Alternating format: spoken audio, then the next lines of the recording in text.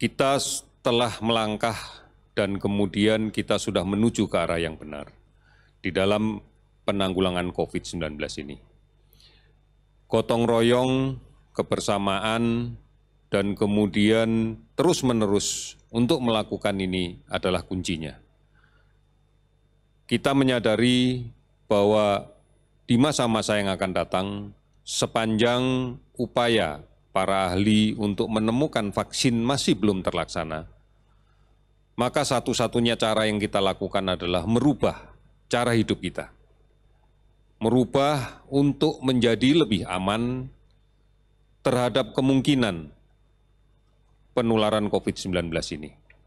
Kita pahami bersama bahwa COVID-19 ini menjadi permasalahan dunia, menjadi permasalahan global, menjadi pandemi. Oleh karena itu, bukan hanya kita dalam kesatuan negara yang kemudian harus mengambil sikap yang baik, tetapi seluruh negara di muka bumi ini pun juga harus melakukan hal yang sama. Oleh karena itu, saudara-saudara sekalian, di dalam konteks seperti ini, maka perilaku hidup bersih dan sehat mutlak harus kita kedepankan. Kebiasaan kita untuk mencuci tangan dengan menggunakan sabun dan air yang mengalir, kebiasaan kita untuk menggunakan masker manakala keluar dari rumah, dan selalu memperhitungkan untung ruginya keluar rumah adalah menjadi sesuatu yang harus kita budayakan dari sekarang. Menjaga jarak fisik pada saat berkomunikasi kontak dengan orang lain, apalagi berada di tempat yang memungkinkan terjadinya transmisi penyakit ini melalui kontak dekat, melalui kerumunan, adalah menjadi hal-hal yang harus kita perhitungkan baik-baik dan kita hindari.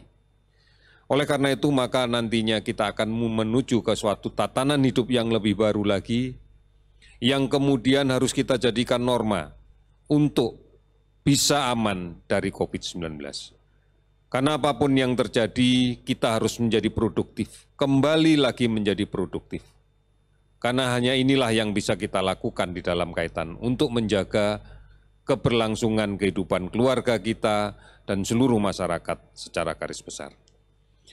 Saudara-saudara, kami memaklumi bahwa ada tradisi yang sudah kita laksanakan bertahun-tahun menjelang Idul Fitri.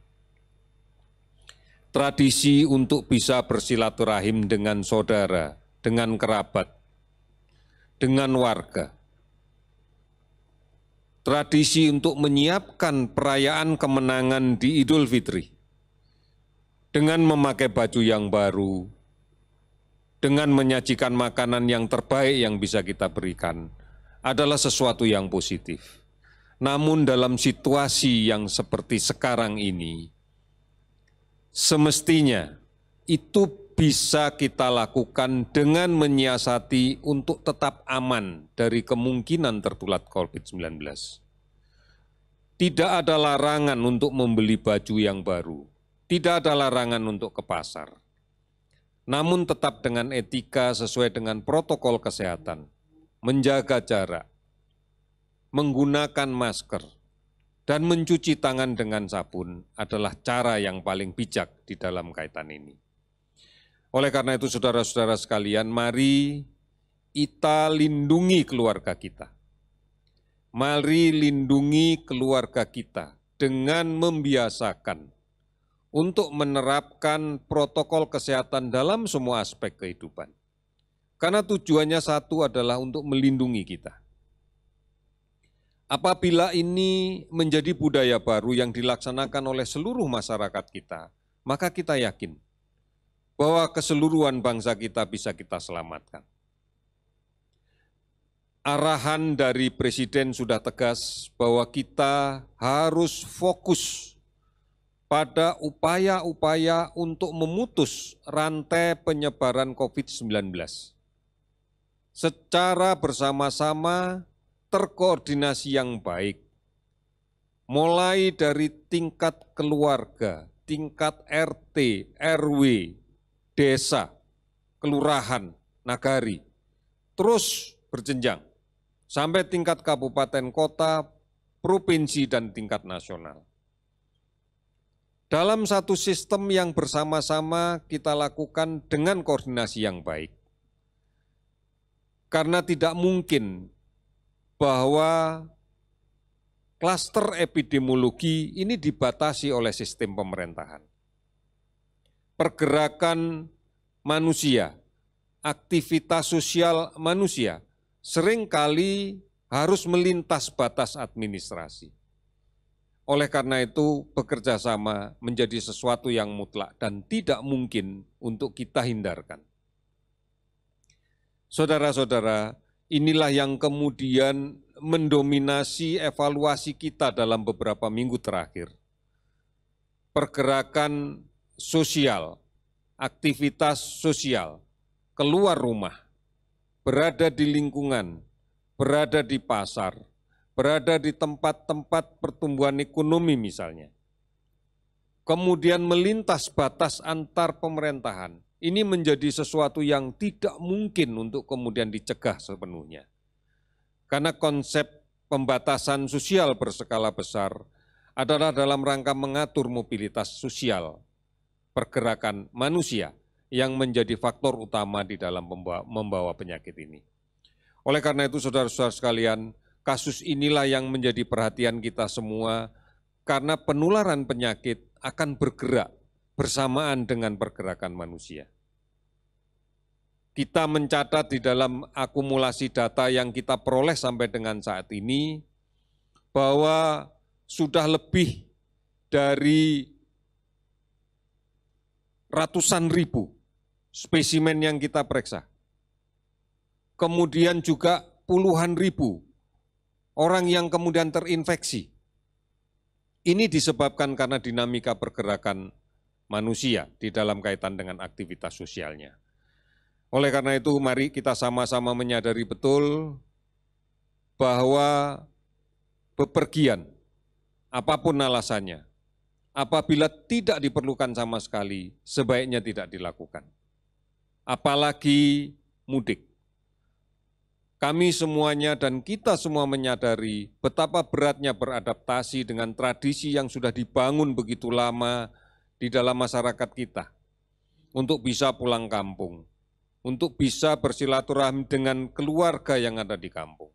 Namun situasi sekarang belum memungkinkan untuk itu.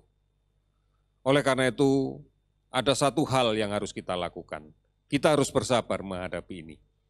Harus bersama-sama menghadapinya. Kalau tidak, maka ini akan menyulitkan untuk kita sekalian. Saudara-saudara, berikutnya akan kami sampaikan beberapa data terkait dengan perkembangan update di bidang kesehatan yang kita dapatkan pada hari ini. Bahwa sudah ada 69 laboratorium rapid time PCR yang sekarang aktif dan 35 laboratorium tes cepat molekuler yang aktif. Ini kita himpun datanya, kemudian spesimen akumulatif yang kita periksa sampai dengan hari ini sebanyak 229.334 spesimen. Hari ini kami melakukan pemeriksaan spesimen dan kemudian melakukan validasi data untuk kepentingan tracing sebanyak 9.359 spesimen. Dari jumlah ini kemudian yang kita dapatkan hasilnya sebagai berikut, kasus konfirmasi COVID-19 meningkat sebanyak 634 orang, sehingga totalnya menjadi 20.796 orang. Kasus sembuh meningkat 219 orang, sehingga total menjadi 5.057 orang. Kasus meninggal 48 orang, sehingga total menjadi 1.326 orang. Sudah 395 kabupaten kota yang terdampak dari seluruhnya 34 provinsi. Saudara-saudara, kita masih melakukan pemantauan terhadap ODP yang sampai saat ini sedang berjalan sebanyak 47.150 orang. Sementara kasus PDP yang saat ini sedang diawasi sebanyak 11.028 orang. Ini semuanya menggambarkan bahwa penularan masih terjadi. Bahwa di luar masih ada sumber penularnya. bahwa di luar masih ada kelompok masyarakat yang rentan tertular.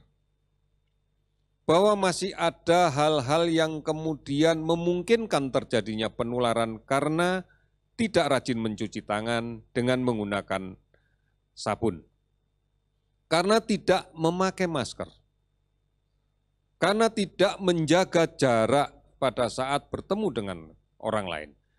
Karena masih suka untuk tidak menghindari kerumunan. Inilah yang kemudian menjadi titik-titik di mana penularan itu masih terjadi. Dan kita bisa melihat dari data yang kita dapatkan pada hari ini, bahwa kasus penularan masih saja terjadi. Oleh karena itu, saudara-saudara sekalian, mari kita komitmen kita perkuat, disiplin kita kuatkan. Dan yang lebih penting lagi, bersama-sama kita jaga untuk saling mengingatkan agar rajin mencuci tangan, agar menggunakan masker saat keluar rumah, agar menghindari kerumunan apabila berada di tempat yang ramai. Ini menjadi penting, agar tetap menjaga jarak. Oleh karena itu, kita harus mengingat bahwa kelompok rentan cukup banyak. Saudara-saudara kita yang usia lanjut, saudara-saudara kita yang sakit, kronis yang sudah bertahun-tahun, ini juga menjadi rentan manakala terinfeksi. Oleh karena itu, mari tetap berada di rumah, kita harus produktif, tetapi harus aman dari COVID-19. Tidak mudik, tidak melakukan perjalanan, kemanapun, karena ini akan memberikan risiko yang luar biasa. Dan selalu kita ikuti informasi yang benar tentang COVID-19 ini. Telah banyak saluran informasi yang bisa diakses, baik dengan portal di covid19.go.id, di hotline 119, di akun media sosial @lawancovid19, maupun di aplikasi-aplikasi yang lainnya, serta secara rutin disiarkan oleh Televisi Republik Indonesia maupun Radio Republik Indonesia, dan tentunya akan disebarluaskan oleh televisi dan radio swasta lainnya. Oleh karena itu, kita pasti bisa melakukan ini. Kita yakin bahwa kita bisa melakukan ini dengan kebersamaan untuk melindungi diri kita, melindungi keluarga kita, dan melindungi Indonesia. Saudara-saudara, mari kita yakin bahwa kita bisa menang dari perang kita menghadapi COVID-19. Kita pasti bisa. Sekian dan terima kasih.